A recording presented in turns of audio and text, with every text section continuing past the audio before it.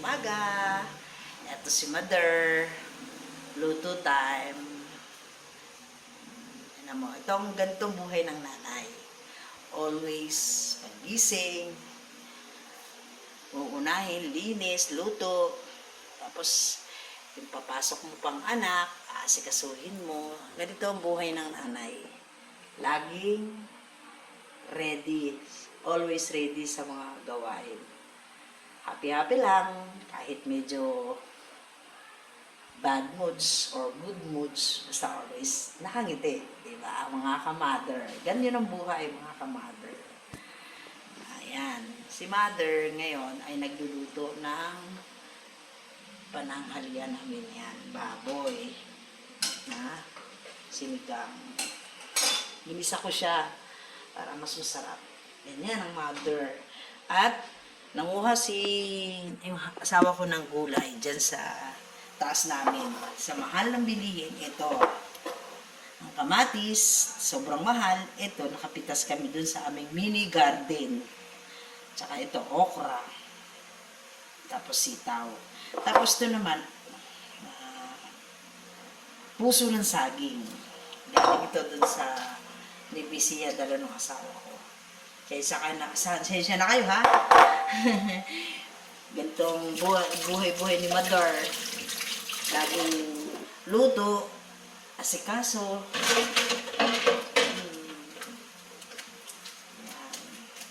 Kayo.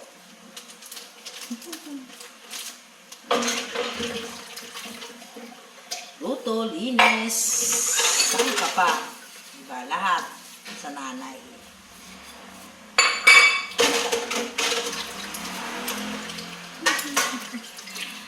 Always happy lang.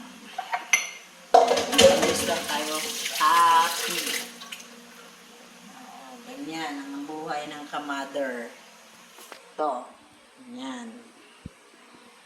Pero kahit paano, masarap pa rin maging nanay kahit paano. Kasi nakikita mo lumalaki mga anak mo na maayos at may paggalang. Yun lang, happy na ako dun eh. I-share ko lang sa inyo. Bilang nanay, siguro minsan dumarating tayo sa point na malungkot. Pero nagiging happy dahil din sa mga anak mo. Diba? Eh, laging smile, mga ka-mother. Ito pala yung aking mini vlog. I hope magustuhan nyo. Ayan, ganito ang reality ng isang mother. Always smile. Wala. Nakaka-happy moods lang. One time, ililipot ko kayo sa lugar namin. Itong aking bahay, yan. Yan, medyo makalat. Kasi di pa po ako nagbibinin. Pero itong tunay na nangyayari, ito yung umaga sa nanay. Yung reality ng paglilinis, pagluluto, pag-asikaso ng mga anak, at pag-asikaso ng yung hobby.